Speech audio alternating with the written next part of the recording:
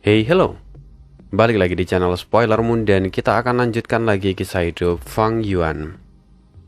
Di part sebelumnya, Fang Yuan pergi ke Laut Timur dan setelah melalui momen kematian, dia dan yang lain akhirnya masuk ke dalam apertur Paus Naga Biru, tempat di mana warisan sejati yang mulia abadi bumi surga berada. Langsung saja kita sambung kisah hidup Fang Yuan di part 332. Di masa lalu, Yang Mulia Abadi Bumi Surga berhasil menundukkan Paus Naga Biru, lalu membangkitkan apertur abadinya. Di sanalah dia lalu meninggalkan warisan sejatinya. Sejak saat itu, selama bertahun-tahun, banyak immortal yang mencoba mencari Paus Naga Biru tetapi tidak pernah mendapatkan hasil. Tetapi kali ini, kelompok Fang Yuan bersama dengan Miao Ming Shen, bahkan meski mereka belum melihat wujud Paus Naga Biru, tapi mereka kini sudah berada di dalam apertur dari Paus Naga Biru. Ya, momen kematian itu hanyalah sebuah ilusi, dan mereka semua entah sejak kapan dipindahkan ke dalam apertur Paus Naga Biru. Pengaturan Yang Mulia Abadi Bumi Surga memang sulit dipahami. Kalau begitu, apakah memang masuk ke tempat ini tidak sesulit yang kita bayangkan? Saut di antara mereka. Tidak, kupikir memang tidak semudah itu. Karena kalau memang semudah itu pasti sudah ada yang masuk lebih dulu. Lantas, kenapa? Apa Paus Naga Biru terlalu sulit untuk ditemukan? Entahlah. Yang terpenting, sekarang apa langkah yang harus kita ambil berikutnya? Kata Tong Hua. Semua orang kini menatap ke arah Miao Ming Shen. Miao Ming Shen tersenyum tipis. Mereka semua tiba tanpa tercerai-berai, tetapi mereka masih mengakui otoritas dari Miao Ming Shen sebagai pemimpin dalam ekspedisi ini. Usahanya tampaknya tak sia-sia. Miao Ming Shen lalu berkata, "Sejujurnya aku juga tidak sepenuhnya yakin.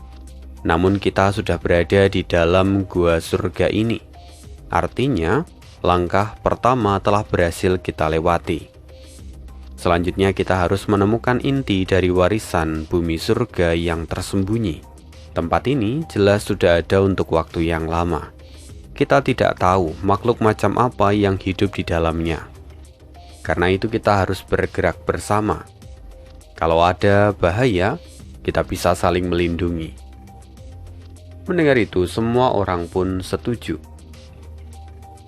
Saat itu, Fang Yuan kemudian angkat bicara. "Aku punya ide sederhana. Karena kita masuk lewat pengaturan Yang Mulia Abadi Bumi Surga, pulau kecil ini jelas tidak sesederhana yang terlihat. Kita sebaiknya memeriksa pulau ini terlebih dahulu." "Tunggu, belum ada yang menjelajahi pulau ini?" tanya Miao Ming Shen dengan heran, karena dia adalah yang masuk paling belakang. Segera para immortal di sana menggelengkan kepala. Beberapa lalu menoleh ke arah Fang Yuan. Fang Yuan tersenyum pahit dan berkata, "Aku memang yang pertama sadar bahwa semua ini adalah ilusi. Tetapi aku juga berhati-hati. Aku tak berani bergerak sembarangan. Jadi, aku tetap bertahan di sini sejak aku tiba." Mendengar itu, Miao Ming Shen lalu mengangguk. "Baiklah, kalau begitu, ayo kita berpencar dan periksa seluruh pulau." Mereka semua segera setuju dan melakukan eksplorasi. Pulau itu kecil, dengan jumlah mereka yang ada 8, tak butuh waktu lama sebelum mereka menemukan sesuatu. Cepat datang ke tengah pulau. Tampaknya ini adalah rumah gua peringkat 8 yang tersimpan di pulau ini.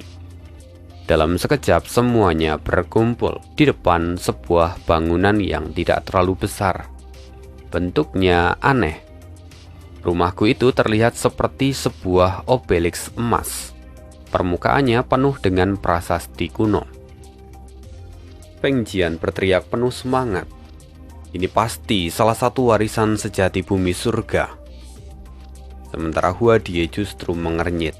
Kalaupun ini memang adalah warisan sejati dari Yang Mulia Bumi Surga, tampaknya tidak akan mudah untuk mewarisinya. Pada obelisk emas itu terdapat prasasti yang bertuliskan bahwa itu adalah rumahku peringkat 8, diberi nama Papan Prestasi. Papan itu berlaku untuk seluruh area Gua Surga dari Paus Naga Biru. Siapapun yang ingin mendapatkan warisan sejati Bumi Surga harus menerima misi dari papan itu. Setelah menyelesaikan misi, maka mereka akan memperoleh pahala yang kemudian bisa ditukar dengan berbagai harta. Namun, apabila menolak, mereka hanya bisa menunggu di pulau itu. Mereka tidak dapat meninggalkan pulau itu, apalagi menjelajahi Gua Surga. Menurut tulisan di sini, kita hanya bisa tinggal di dalam Gua Surga ini selama 300 hari, kata Tong Hua dengan nada berat. Zheng Luozi lalu bertanya, misi apa saja yang bisa diselesaikan dalam waktu sesingkat itu? Ternyata di sana ada 10 misi yang berbeda. Jelas mereka akan saling bersaing untuk menyelesaikannya. Para immortal lain segera menyadari hal yang sama. Suasana berubah menjadi tegang. Miao Mingzhen merasakan perubahan di antara mereka. Dia dengan cepat menenangkan mereka semua. Tulisan ini memang jelas, tetapi kita belum tentu paham seluruh isi dan maksudnya. Menurutku, pertama-tama kita harus melakukan uji coba. Kita lihat apakah pulau ini benar-benar tak bisa ditinggalkan. Selain itu, kita juga harus meneliti rumahku ini. Jika ada cara untuk memindahkannya, maka kita bisa mengambilnya. Dengan mendapatkan rumahku peringkat 8 ini saja, itu akan menjadi keuntungan yang sangat besar. Mendengar itu mata semua orang berbinar. Rumahku peringkat 8. Kalau bisa dimiliki, jelas nilainya tak terukur. Meski dibagi 8 orang, keuntungan mereka masih sangat besar. Miao Mingzhen menambahkan lagi. Selain itu, ketika kita tadi memeriksa pulau, kita juga menemukan sumber daya budidaya dalam jumlah yang besar. Kita juga harus memutuskan bagaimana cara untuk membaginya. Usulan itu jelas menguntungkan semua pihak dan para immortal lain tidak ada yang menolak. Mereka semua setuju. Pulau itu memang kecil, tapi syarat dengan sumber daya budidaya yang melimpah. Dengan jumlah dan jenisnya, jelas semua itu bukan sumber daya yang ada secara alami, melainkan sebuah pengaturan yang sengaja disiapkan oleh Yang Mulia Bumi Surga. Para immortal segera bergerak. Fang Yuan pun ikut meneliti. Sebagai immortal dari jalur transformasi, Fang Yuan mendapatkan banyak material transformasi di tingkat abadi. Fang Yuan dengan hati-hati memilih. Ia menggunakan kedok dari jalur transformasi untuk menyembunyikan niatnya. Dia juga diam-diam mengumpulkan banyak material jalur waktu. Zheng Luozi menatapnya dan mengerutkan kening. Saudara Zhu Ying, apakah kau memiliki transformasi jalur waktu? Kalau memang begitu, kenapa kau tak menggunakannya saat kita berada di dalam ilusi sebelumnya? Fang Yuan tertawa ringan. Maafkan aku hanya serakah. Kalian semua pasti tahu tentang iblis Fang Yuan itu. Material jalur waktu bisa dijual di toko kuning dengan harga yang sangat tinggi. Tetapi, jika aku memakainya di depan kalian, bukankah justru akan memperburuk hubungan kita? Maka aku diam-diam menyimpannya. Tu Tou Tuo terbahak-bahak. Saudara Zhu Ying, kamu memang sangat pintar. Kenapa aku tidak kepikiran hal yang sama? Mata Zheng Luozi berkilat tajam. Dia tidak berkomentar lagi. Setelah teror dari ujian ilusi, suasana hati dari kelompok itu sedikit pulih. Harta ini menjadi hiburan sekaligus keuntungan yang nyata bagi mereka. Terlebih Miao Mingsen membagi sumber daya itu dengan adil. Jadi suasana di antara mereka sangat damai. Setelah setengah hari, para immortal kembali berkumpul di depan obelisk emas. Mereka telah selesai mengumpulkan material yang tersebar di seluruh pulau. Tonghua lalu berkata, menurut prasasti ini, semua sumber daya memang disusun oleh Yang Mulia Abadi Bumi Surga. Beliau menyiapkan hadiah agar mereka yang tidak ingin menerima misi tetap mendapatkan keuntungan. Beliau memang adalah orang yang penuh dengan welas asih. Tonghua pun tampak kagum. Gui Gie, dia kemudian menyambung. Tapi kita sudah mencoba untuk keluar dari pulau ini, namun pulau ini tidak bisa ditembus dengan paksa. Peng Jiang juga menambahkan, begitu juga dengan rumahku ini. Kita tidak memiliki cara untuk membongkarnya. Keheningan terasa menekan. Semua orang sadar, pengaturan Yang Mulia Abadi Bumi Surga bukanlah sesuatu yang bisa mereka guncang. Tonghua akhirnya menoleh dan berkata, Saudara Miao Mingsen, menurutmu bagaimana sekarang? Miao Mingsen menggelengkan kepala dan berkata, Aku tidak mengetahui lebih dari yang kalian ketahui. Tapi menurutku, ada dua pilihan yang bisa kita pilih. Pertama, kita abaikan saja obelisk emas ini. Kita bertahan selama 300 hari, lalu kemudian meninggalkan tempat ini. Kemungkinan kedua, kita terima misi dari prasasti di dalam obelisk ini dan mencoba menyelesaikannya. Semua orang saling bertukar pandang. Tinggal di sini selama 300 hari tanpa bergerak itu sesuatu yang sangat membosankan. Tak seorang pun rela membuang waktu mereka seperti itu. Saat ini mereka sudah mendapatkan keuntungan dari sumber daya yang ada di pulau itu. Tapi jelas, minat mereka tertuju pada warisan sejati bumi surga. Harta sesungguhnya dari tempat ini adalah warisan sejati bumi surga, dan pastinya jauh lebih kaya daripada apa yang mereka dapatkan saat ini. Salah seorang dari mereka lalu berkata, Aku tidak ingin menyerah, tetapi untuk menerima misi ini kita harus diakui oleh obelisk emas ini. Prosesnya mirip seperti tablet kehidupan yang ada di klan Gu serta lentera jiwa. Hanya saja pembatasannya jauh lebih ketat. Kalau ini adalah jebakan, kita bisa dalam masalah. Tu Tuo lalu berkata, Resiko selalu sejalan dengan hadiah yang didapatkan. Sejak awal kita datang untuk mewarisi warisan sejati bumi surga. Bukankah sejak awal kita sudah siap untuk mengambil resiko? Karena itu, aku akan mengambil misi ini. Benar juga. Ini adalah pengaturan dari Yang Mulia Abadi Bumi Surga. Dia tidak mungkin memiliki niat jahat. Apalagi jika kita berhenti di sini, kita hanya akan menyesal seumur hidup. Segera diskusi singkat itu berlanjut. Intinya, tak seorang pun dari mereka yang mau menyerah. Mereka maju bergantian, menempelkan telapak tangan mereka di permukaan obelisk emas. Cahaya terang menyala. 8 nama immortal segera muncul di dalam daftar. Feng Yuan tampak tenang, karena nama yang muncul di dalam prasasti itu bukanlah namanya yang asli, melainkan Chu Ying, sesuai dengan penyamaran yang ia lakukan. Dia tampak lega. Sesungguhnya, Feng Yuan sudah memeriksa obelisk emas ini. Dasar dari rumahku ini adalah jalur bumi dan jalur suara. Ia tak punya jalan untuk menguraikan rumahku itu.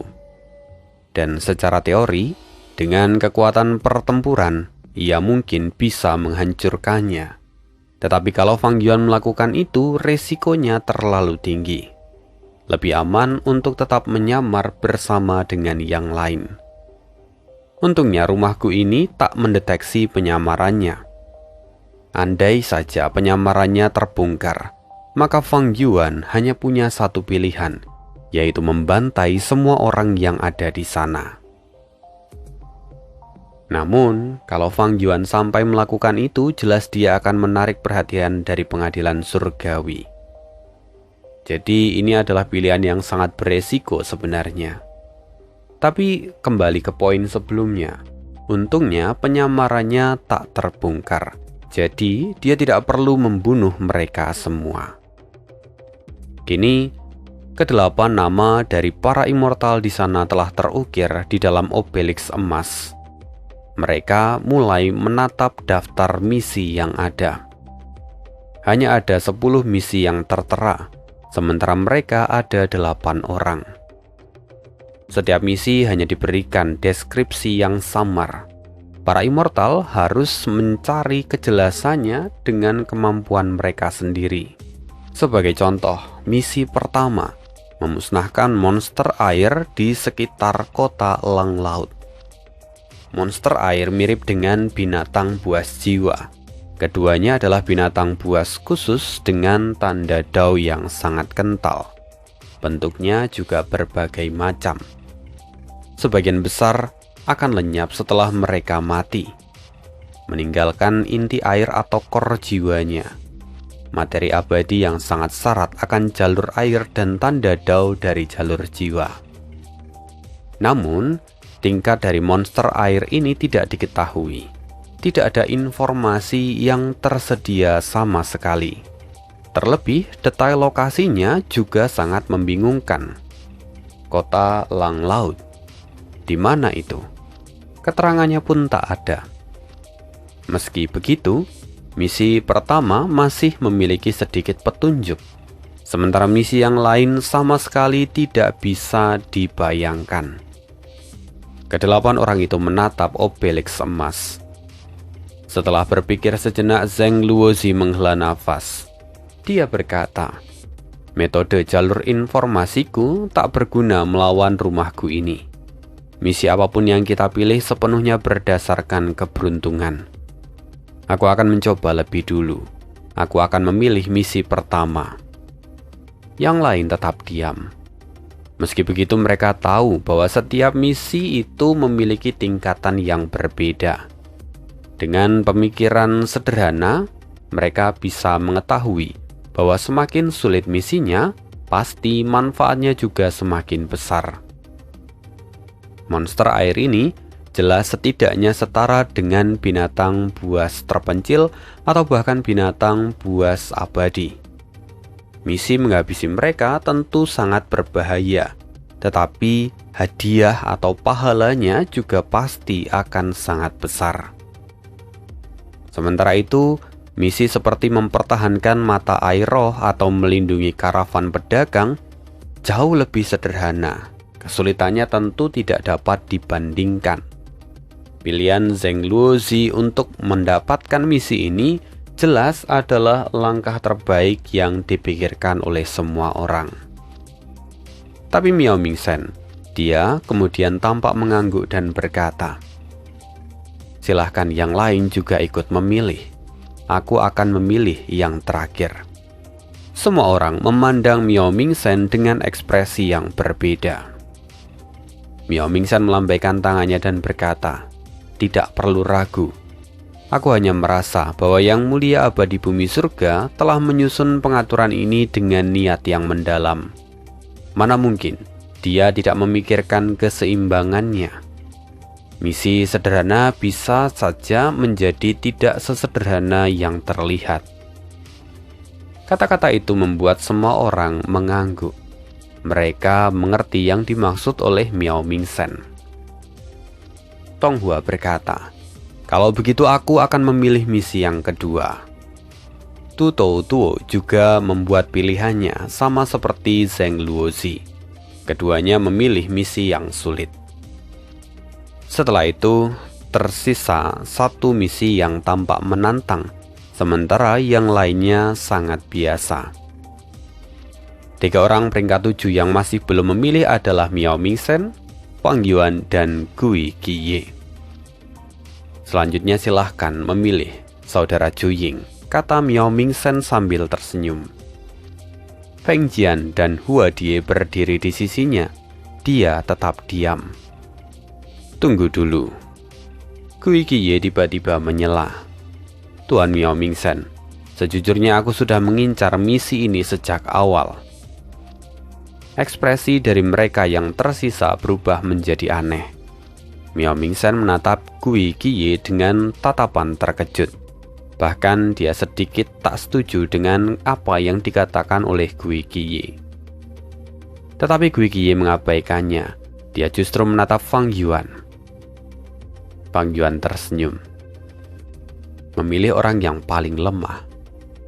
Saudara Gui Qiye, kalau kamu memang menyukai misi itu, maka ambillah. Aku tidak akan merebutnya darimu. Aku akan memilih misi yang ke-7. Semua orang segera melihat ke arah obelisk emas. Misi ke-7 adalah mengumpulkan minyak hitam dari lautan yang dalam. Tugas yang biasanya dilakukan oleh para manusia fana. Miao Mingsen dengan cepat menimpali. Saudara Zhu Ying, apa kamu yakin? Fang Yuan tertawa. Saudara Miao Mingsen tidak perlu terlalu memikirkan aku. Aku benar-benar menghargaimu. Kamu pantas mendapatkan misi itu. Kalau bukan karena dirimu, mana mungkin aku bisa masuk ke tempat ini. Mendengar itu, tatapan Gui Qiye berubah. Dia menjadi ramah. Memang, dia berniat memilih misi itu bukan untuk dirinya, melainkan untuk diberikan kepada Miao Mingsen. Dan seperti kata Fang Yuan, semua orang bisa ada di sana karena jasa dari Miao Mingsen. Karena itu, dia layak untuk mendapatkan misi yang sulit. Miao Mingsen sempat menolak, tetapi Fang Yuan bersikeras. Pada akhirnya, Miao Mingsen hanya bisa menerima misi itu. Beberapa saat kemudian, semua orang akhirnya menyelesaikan pilihan mereka. Lalu, obelisk emas mulai memancarkan pilar cahaya. Dan begitu para immortal melangkah masuk, tubuh mereka langsung menghilang. Bidang pandangan Fang Yuan berubah seketika. Saat dia berkedip, dia sudah berada di sebuah pulau yang asing. Aku sekarang di peringkat 8. Tetapi obelisk emas itu bisa memindahkanku dengan mudah. Ini pasti adalah inti dari seluruh gua surga ini. Kemampuan yang sangat dalam, sungguh layak menjadi mahakarya dari yang mulia abadi bumi surga. Fang Yuan menghela nafas sejenak. Tentang misi yang ia ambil, ia sesungguhnya punya dugaan yang sama dengan Miao Mingsen. Ia juga bukan sekedar sopan untuk menyerahkan misi sebelumnya pada Miao Mingsen, tetapi sebenarnya dia juga sedang menguji Miao Mingsen. Karena setelah Fang Yuan pergi, di sana tinggallah Gui Qiye dan Miao Mingsen. Miao Mingsen berkata, Gui Qiye, kamu berlebihan. Dia tampak menghela nafas. Sementara Gui Qiye menelangkupkan tinjunya dan berkata, Tuan, tolong maafkan aku. Miao Mingsen sekali lagi menggelengkan kepala dan berkata, tidak ada yang perlu dimaafkan. Hanya saja kamu terlalu meremehkan Zhu Ying. Dia memang orang pertama yang mati di dalam ilusi. Kau menganggapnya lemah. Tetapi tidak seharusnya kau bersikap seperti itu. Gui Qiye mengerutkan kening. Apakah Tuan merasa kalau saudara Zhu Ying menyembunyikan kekuatannya? Miao Mingsen berkata, tidak, aku tidak menemukan tanda-tanda itu.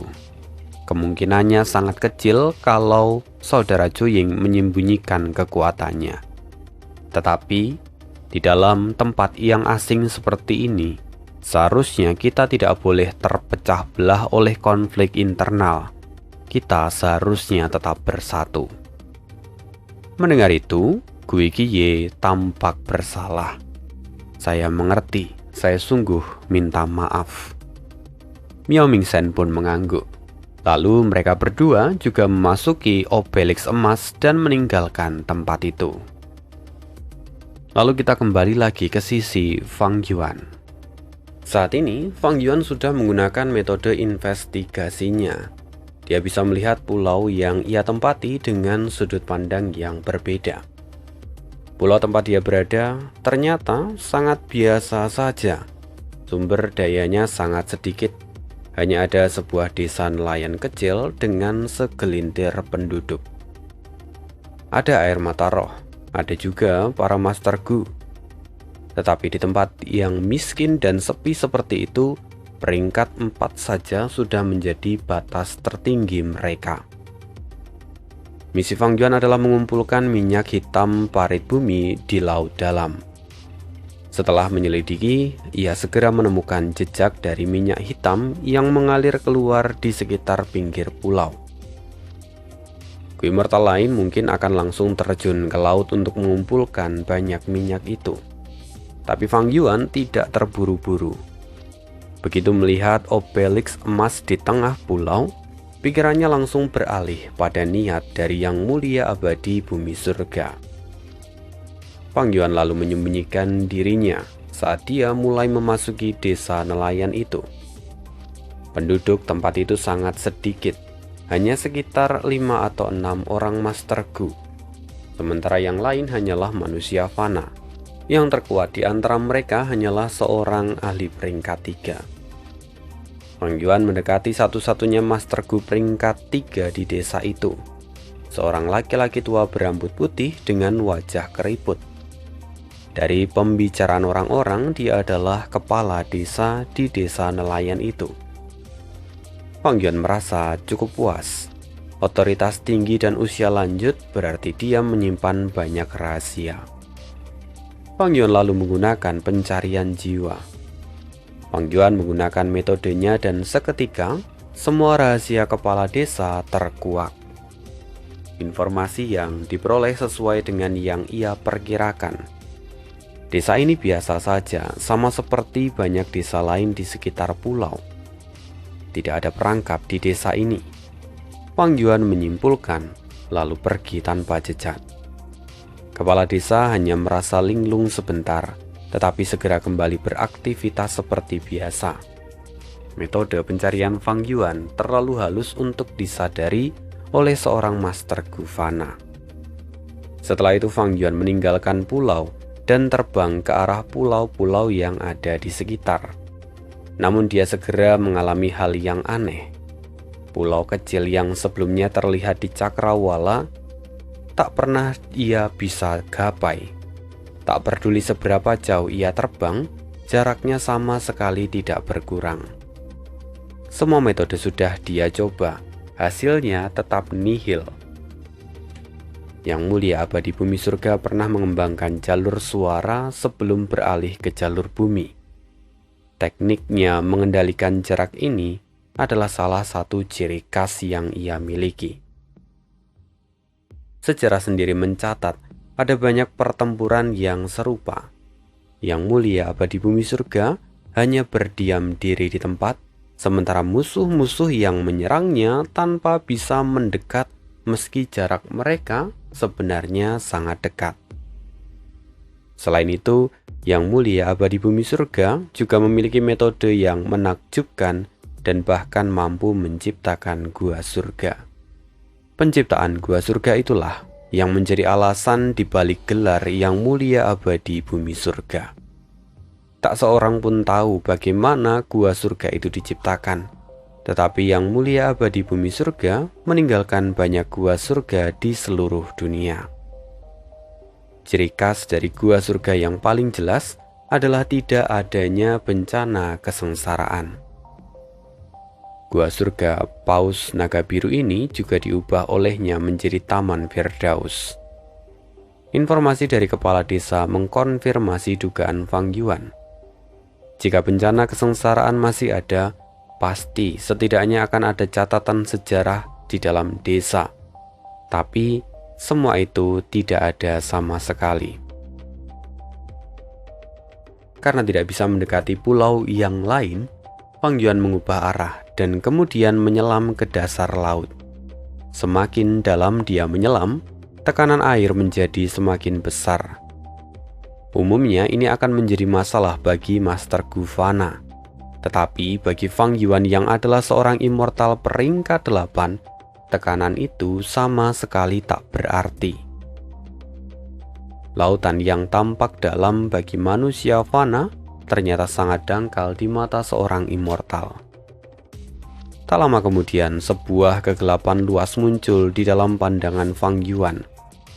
Bentuknya seperti rumput laut raksasa yang membentang tanpa garis akhir. Fang Yuan tahu bahwa itu adalah parit bumi bawah laut. Pemandangan yang amat spektakuler. Pulau-pulau kecil hanya berada di pinggirannya. Semuanya saling terhubung melalui percabangan parit ini. Dan di dalam parit bumi ini terdapat minyak hitam dalam jumlah besar. Minyak hitam adalah material abadi dari jalur makanan. Kualitasnya sangat tinggi, produksinya berlimpah, dan sangat mudah untuk digali. Semua itu adalah sifat dari jalur makanan. Hasil yang melimpah dengan biaya yang sangat rendah, sangat ramah secara ekonomi. Dulu bagi zombie abadi, minyak hitam sangat berharga. Menyebarkannya di dalam apertur abadi yang telah mati bisa memperlambat disintegrasi dari tanah terberkasti. Di luar itu, minyak hitam juga merupakan material penyempurnaan Gu yang amat berguna, dan pasarnya juga sangat luas. Salah satu bisnis utama dari aliansi zombie di masa lalu adalah minyak hitam. Mirip dengan bisnis Gunyali Fang Yuan, tetapi skala perdagangannya jauh lebih besar. Di sini ada sekitar 3 juta kilogram minyak hitam. Jika aku mengerahkan kekuatanku, aku bisa mengangkutnya dalam setengah hari. Tapi aku tidak bisa meninggalkan pulau setelah batas tertentu. Minyak hitam memang bisa bergerak, tetapi jauh lebih lambat dari air. Jika aku mengambil semua minyak hitam di sini, akan butuh waktu yang lama agar pasokan dari bagian parit bumi yang lain mengalir kembali. Itu sangat tidak efisien. Minyak hitam memang terlihat mudah dikumpulkan, tetapi itu karena yang mengumpulkan adalah Fang Yuan.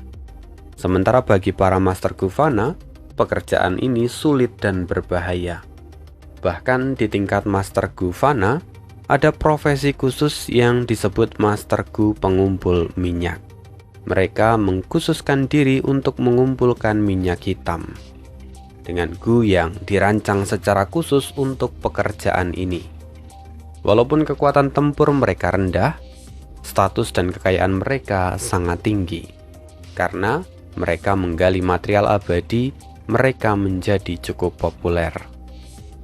Dalam kehidupan sebelumnya, Fang Yuan sendiri pernah menjadi pengumpul minyak di Laut Timur. Itu adalah pertemuan yang kebetulan. Dia bahkan hampir menjadi menantu dari seorang Master Gu pengumpul minyak ketika itu. Dan dari dialah Fang Yuan memperoleh metode khusus untuk mengumpulkan minyak. Bahkan pernah suatu ketika Fang Yuan masih menjadi seorang Master Gu Fana, dia pergi mengumpulkan minyak hitam. Pekerjaan itu berbahaya, bagaikan berjalan di atas tepian es yang tipis. Masalah pertama adalah oksigen. Masalah kedua adalah tekanan dari air laut yang bisa meremukkan tubuh. Belum lagi, adanya binatang buas yang tak terhitung jumlahnya di dalam laut.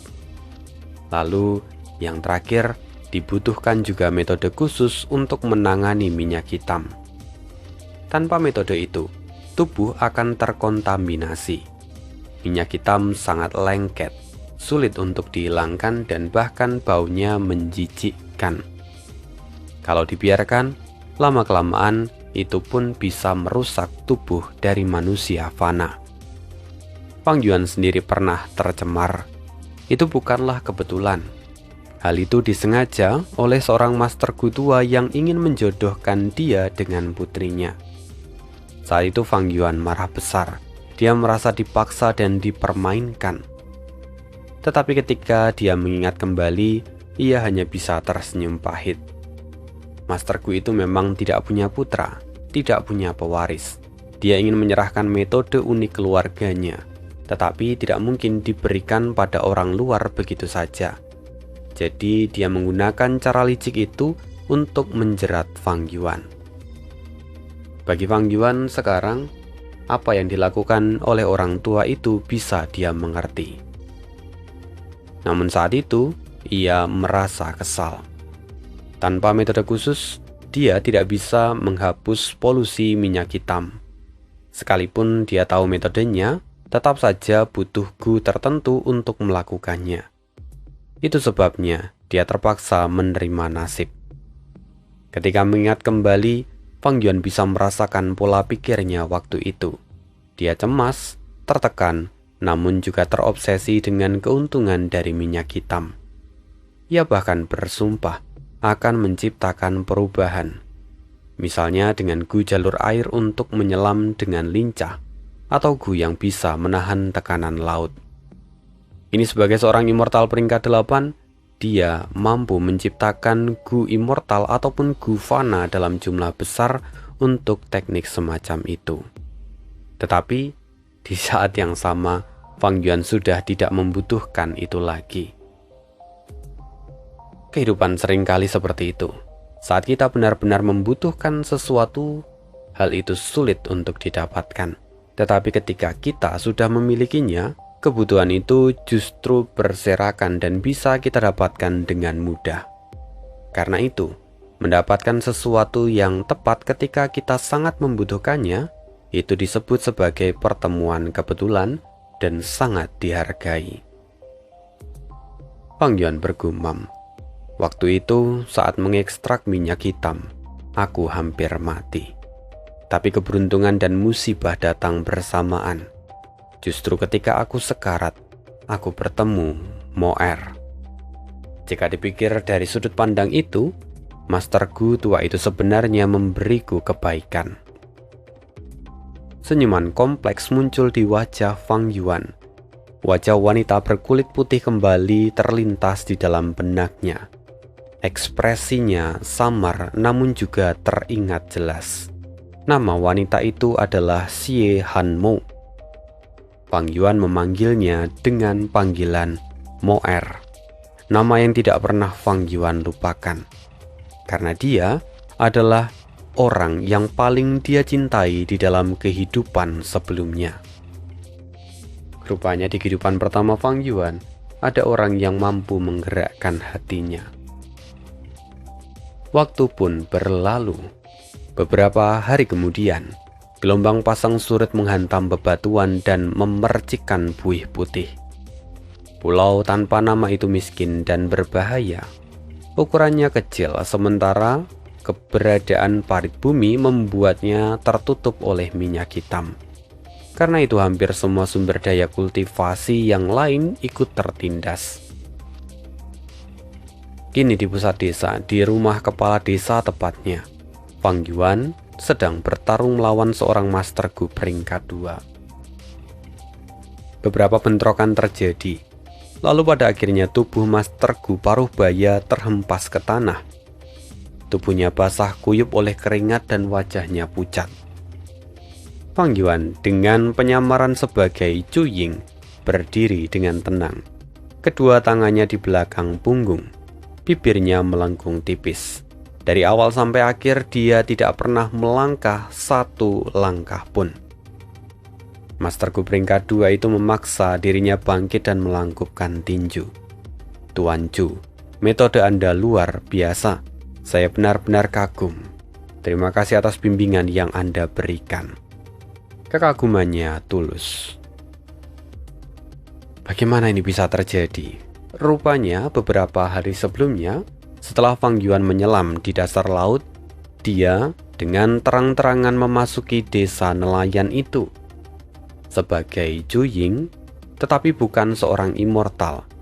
Dia menyamarkan kultivasinya menjadi seorang Master Gu peringkat 4. Penampilannya jujur mengejutkan penduduk ketika itu, karena di desa itu yang tertinggi hanyalah seorang ahli peringkat 3. Maka peringkat 4 sudah cukup membuat mereka gempar. Apalagi di pulau mereka jarang sekali ada pengunjung yang datang.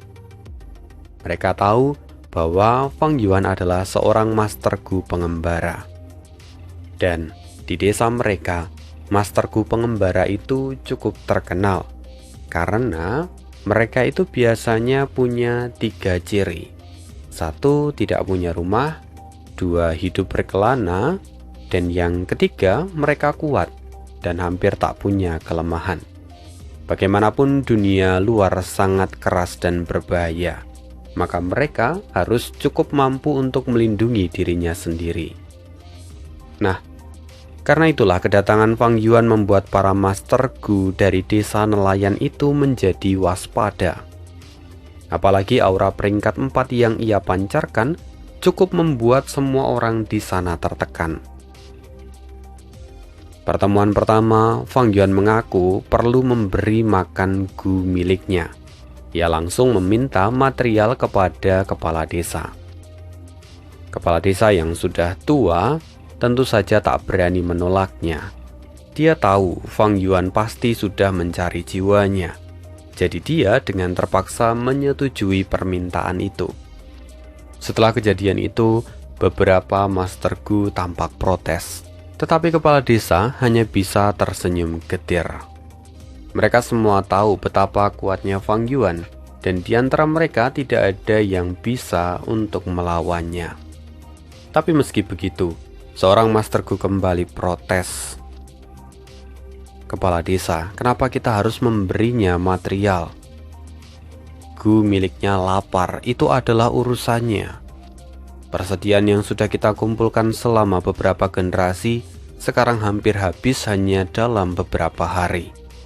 Ketika itu kepala desa terdiam sesaat, lalu dia berkata dengan penuh arti, Master Gu pengembara memang punya kebiasaan.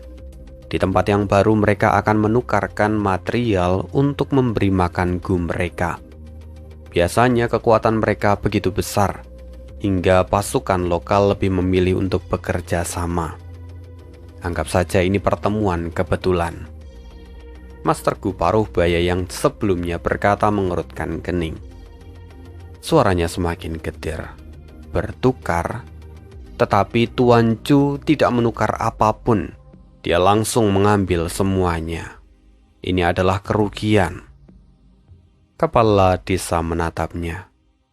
Lantas, memangnya apa yang bisa kita lakukan sekarang? Protes pun tak ada gunanya. Mendengar itu, semua orang pun tampak suram. Di sisi lain, Fang Yuan sendiri mendengar semua itu karena memang setiap gerak-gerik dan percakapan di dalam desa itu berada di bawah pengawasannya. Dengan metode investigasinya di tingkat immortal, Fang Yuan dapat melakukannya dengan mudah. Semuanya masuk ke dalam rencana Fang Yuan. Sesungguhnya setelah Fang Yuan menyelam ke dasar laut, dia menemukan bahwa mengumpulkan minyak hitam itu tidak sepenuhnya menjadi misi utama dari misi yang diberikan oleh Yang Mulia Abadi Bumi Surga.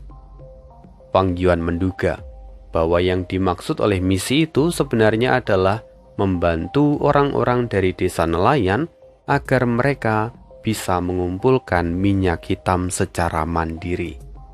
Maka Fang Yuan langsung mengubah metodenya.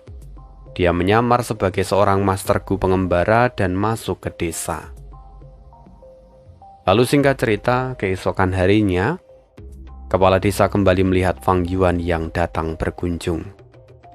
Wajahnya dipenuhi kepahitan, tetapi dia tetap memasang wajah senyum yang ramah. Tuan Chu, apakah Anda membutuhkan lebih banyak material yang lain? Fang Yuan tersenyum tipis. Pak Tua, terima kasih atas keramahanmu, tetapi aku akan segera pergi. Kepala desa tertegun. Sukacita melonjak di dalam hatinya, tetapi dia tetap menahan diri. Dia memasang ekspresi terkejut dan berkata, "Tuan Chu, kenapa Anda pergi begitu cepat? Kenapa Anda tidak tinggal selama beberapa hari lagi? Kami ingin menawarkan lebih banyak keramahan." Feng Yuan menggelengkan kepala, lalu kemudian bercanda, "Pak Tua, aku sudah merepotkanmu selama beberapa hari ini. Jika aku terus tinggal, mungkin orang-orang tidak akan lagi berdebat denganku, melainkan mempertaruhkan hidup mereka untuk melawanku." Kepala desa itu kaget. Dia tampak tersenyum pahit dan berkata, "Jadi Anda pun sudah mengetahui tentang hal itu?" Feng Yuan dengan tenang menjawab, "Aku sudah berkelana selama bertahun-tahun. Bagaimana mungkin aku tidak memahami pola pikir kalian? Aku tidak suka menggertak yang lemah. Jadi sebelum aku pergi, aku akan meninggalkan sesuatu untuk kalian." Kepala desa terkejut, bercampur dengan curiga. Buru-buru dia melambaikan tangan dan menolak. "Tuan Chu, Anda tidak perlu repot-repot." Tapi Feng Yuan tersenyum dan berkata, "Kepala desa, panggil semua masterku ke sini." Mendengar itu, kepala desa sedikit terkejut. Dia tidak tahu apa yang Feng Yuan pikirkan, tapi tak ada yang bisa ia lakukan. Dia lalu memanggil semua orang yang ada di desa. Para masterku berkumpul di sana. Feng Yuan lalu berkata, "Baiklah, kalian semua sudah berkumpul di sini. Lihatlah gu ini." Ia membuka telapak tangannya, menunjukkan seekor gu fana peringkat 2. Gu itu berwarna putih kebiruan. Bentuknya menyerupai kerang sebesar gelang giok. Ini adalah gu kerang air. Feng Yuan menjelaskan, gu ini dapat membentuk lapisan air pelindung pada tubuh seorang master gu untuk menahan tekanan dari air laut. Dengan gu ini kalian bisa menyelam sejauh 6 li di dasar laut. Para master gu riuh seketika. Peringkat 2 tetapi bisa menyelam hingga 6 li? Tunggu, gu kerang air, kenapa aku belum pernah mendengarnya? Feng Yuan tersenyum. Kalian mungkin ragu, tetapi kalian bisa mencobanya sendiri. Mereka pun bergiliran mencoba gu itu, dan tak lama kegembiraan meluap. Gu itu ternyata hanya mengkonsumsi sedikit primeval essence mereka. Bahkan jumlahnya jauh lebih sedikit daripada gu lain yang pernah mereka gunakan. Ini benar-benar gu peringkat 2 yang langka, seru seorang master gu dengan suara bergetar. Sayang sekali hanya ada satu, katanya mendesah. Tapi Feng Yuan kemudian tertawa. Jangan khawatir, semua orang akan mendapatkan satu. Ia pun mengeluarkan lebih banyak gu kerang air, membagikannya hingga hampir semua orang mendapatkan satu. Hanya ada satu gu yang tersisa di tangan Feng Yuan. Lalu dia menyerahkan pada kepala desa dan berkata, "Tolong berikan kepada anak itu." Kepala desa terkejut. Penyesalan menyeruak di dalam hatinya. Dia segera berkata, "Tuan Chu, saya telah salah menilai. Anda benar-benar murah hati. Terima kasih." Awalnya kepala desa curiga kalau Feng Yuan ingin membunuh semua master gu dengan cara mengumpulkan mereka.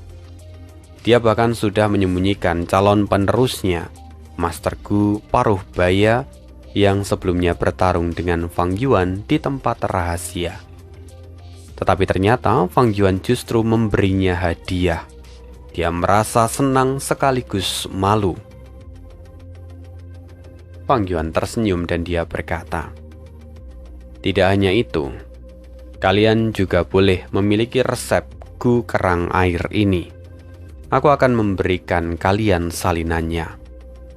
Kepala desa terkejut, tangannya gemetar.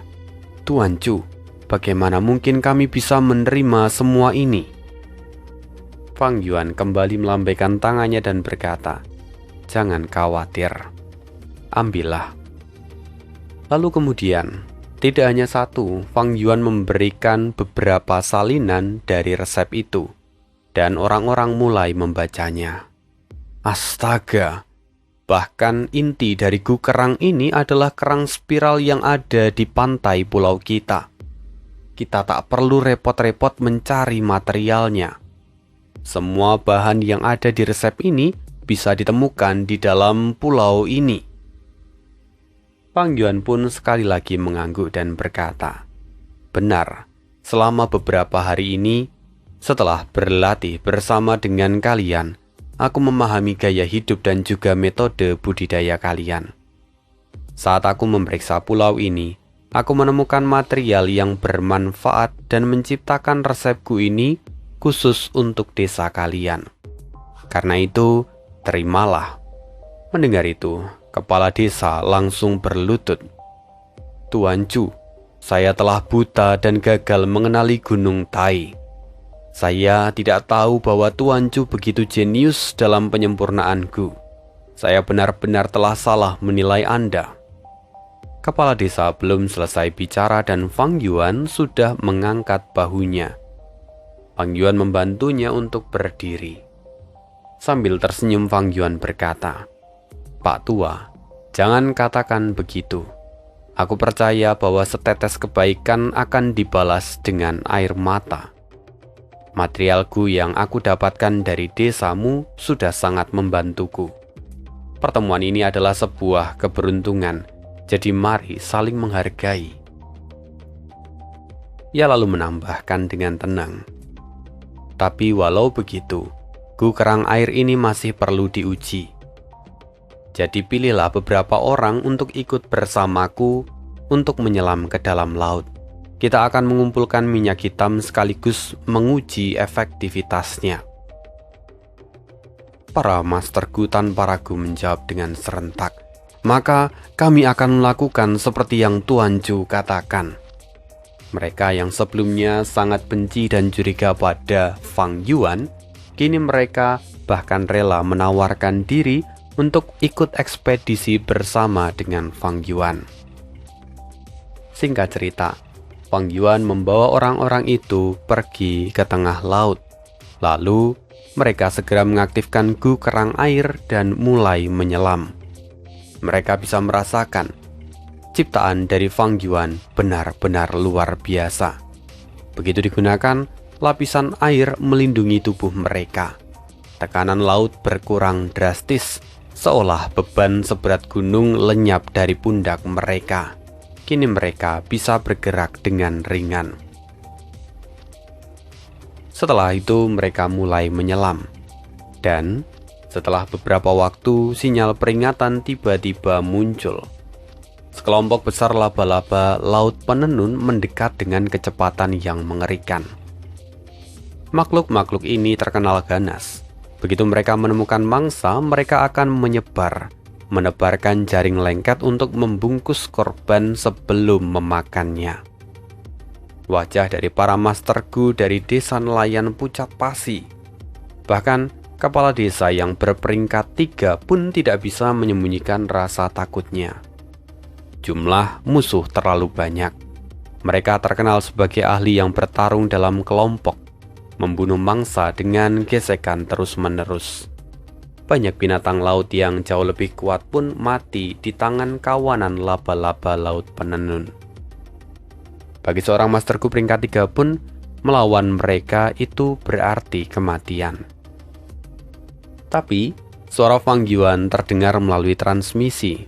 Dia berkata, "Jangan takut, teruslah maju." Fang Yuan mengangkat tangannya, dan dalam sekejap, pusaran air raksasa terbentuk. Arus berputar dengan ganas, menyeret kawanan laba-laba laut itu layaknya sebuah tornado air yang menelan segalanya. Fang Yuan berkata, "Turunlah, aku tidak bisa menahannya untuk waktu yang lama." Para master gu dari desa nelayan langsung sadar Mereka menahan nafas dan menyelam lebih jauh, meninggalkan area yang berbahaya. Saat mereka menoleh kembali, pusaran air telah memudar dan kawanan laba-laba laut itu yang sebelumnya terombang-ambing, kini akhirnya melarikan diri. Mereka tahu mereka tak bisa mengalahkan Fang Yuan. Melihat semua itu, barulah para Master Gu bernafas lega. Pandangan mereka penuh dengan rasa hormat pada Fang Yuan. Master Gu yang sebelumnya berdebat dengan Fang Yuan pun akhirnya terdiam. Dia kini benar-benar mengakui Fang Yuan sebagai sosok yang sangat ia hormati. Dia tahu apa yang Fang Yuan lakukan lebih dari sekedar kuat, tetapi juga sikap yang bijaksana. Jika pertarungan terjadi di laut, darah akan memicu lebih banyak bahaya. Fang Yuan bahkan menahan mereka tanpa membunuh. Itulah cara dari seorang ahli yang sejati. Dengan Fang Yuan sebagai pelindung mereka, kelompok itu terus menyelam lebih dalam. Beberapa kali mereka menghadapi masalah seperti arus yang liar, ataupun para monster yang agresif, ataupun para binatang buas yang agresif. Namun mereka semua bisa tenang setelah Fang Yuan melindungi mereka. Setelah perjalanan yang penuh dengan bahaya, akhirnya mereka tiba di depan parit bumi. Mereka tidak perlu masuk terlalu dalam. Dinding parit bumi sudah menyemburkan minyak hitam. Master Gu dari desa nelayan segera bergerak. Dengan gu khusus yang mereka miliki, mereka mulai mengumpulkan minyak hitam. Dengan cekatan, mereka seperti lebah pekerja di dalam sarang. Fang Yuan hanya mengawasi dari jauh. Ia tahu, gu untuk mengumpulkan minyak hitam itu adalah inti dan rahasia dari tiap Master Gu desa nelayan. Ia tidak menanyakannya sebelumnya. Tetapi, cukup sekali pandang, Fang Yuan sebenarnya bisa memahami segalanya. Level pencapaiannya dari jalur penyempurnaan itu bukan hanya pandangan. Fang Yuan bisa mengetahui segala rahasia dari Gu Fana. Lalu saat Fang Yuan masih merenung, bahaya baru kembali mendekat. Sekelompok besar hiu kerang muncul. Mulut mereka menganga lebar. Deretan gigi cangkang berkilat tajam siap merobek daging. Hiu kerang sesungguhnya adalah makhluk laut yang sangat istimewa. Mereka lahir tanpa gigi. Lalu saat dewasa mereka memilih kerang dari dasar laut untuk ditempelkan di dalam mulut. Seiring berjalannya waktu, kerang-kerang itu berakar dan tumbuh. Tahun demi tahun, cangkang itu semakin putih dan semakin keras, sehingga akhirnya menjadi senjata yang bisa merobek mangsa yang jauh lebih kuat daripada mereka sendiri. Karena itu, bayi kerang lemah tak berdaya, tetapi ketika dewasa, mereka menjelma menjadi penguasa perairan dalam. Kini sekawanan hiu kerang menyerbu. Baik dalam kekuatan individu maupun kerjasama, mereka jauh melampaui kawanan laba-laba laut sebelumnya. Namun para Master Gu dari desa nelayan tak gentar. Mereka bergerak dengan lincah di sekitar ladang minyak, memanfaatkan wilayah berbahaya itu sebagai medan perang. Sesekali mereka menyemprotkan minyak hitam yang telah terkumpul, membentuk penghalang cair untuk melindungi diri. Hiu kerang memang besar, tetapi tubuhnya sulit untuk bermanuver di wilayah penuh semburan minyak hitam itu. Begitu minyak menempel pada tubuh mereka, gerakan mereka melambat, lalu semakin lama terhenti ketika lapisan minyak menebal. Master Gu desa nelayan memaksa kawanan hiu itu masuk lebih dalam ke ladang minyak hitam. Tak butuh waktu lama, raksasa laut itu berjuang sia-sia hingga akhirnya terperangkap sepenuhnya. Prosesnya mengerikan. Minyak hitam menempel, meresap lalu melarutkan daging, darah dan bahkan tulang mereka sedikit demi sedikit. Pada akhirnya seluruh tubuh hiu kerang berubah menjadi minyak hitam. Pemandangan itu membuat Fang Yuan menarik nafas panjang. Dalam kehidupan sebelumnya, ia pernah menyaksikan pertama kali bagaimana minyak hitam itu melahap mangsanya. Sejak hari itu, ia terus dihantui mimpi buruk. Bermimpi tubuhnya dililit oleh minyak hitam dan perlahan dimakan tanpa jalan keluar. Para pengumpul minyak biasanya bekerja secara kelompok, sebab mereka takut bahwa minyak itu akan menempel pada tubuh mereka. Sekali terkena, kematian akan menanti. Tetapi di desa nelayan, kerjasama justru rawan memicu konflik. Itulah sebabnya para pengumpul biasanya bekerja sendiri. Hari ini adalah pengecualian karena Fang Yuan ada di antara mereka. Setelah mengamati semuanya, Fang Yuan lalu berkata, "Cobalah seret keluar hiu kerang yang masih hidup. Mereka bisa menjadi material gu yang berharga." Kepala desa ragu. "Tuan Chu, mereka sudah tercemar oleh minyak hitam. Berbahaya." Tapi Fang Yuan berkata, "Tak masalah, aku punya cara untuk membersihkan mereka. Percayalah, hiu kerang ini akan sangat berguna untuk kalian." Ia memang sudah merancang resep gu yang akan digunakan untuk hiu kerang sebagai material dan bahan utama. Kepala desa pun mengangguk. "Baiklah kalau begitu, kalian dengar sendiri, lakukan apa yang Tuan Chu minta. Tapi hati-hati, jangan sampai minyak hitam itu menempel pada tubuh kalian. Sekali itu terjadi, maka akibatnya akan berakhir fatal." Bukan hanya fatal, tubuh dari Master Gu Fana tak akan mampu menahan ukiran dari tanda dao jalur makanan dari minyak hitam. Sekalipun mereka tidak akan langsung mati, tubuh mereka akan hancur sedikit demi sedikit. Tapi Fang Yuan dengan tenang mengatakan, "Kalaupun kalian terkena, aku bisa menghapusnya. Kalian tak perlu khawatir." Ucapan itu membuat para Master Gu menjadi lega, meski tetap mereka berhati-hati.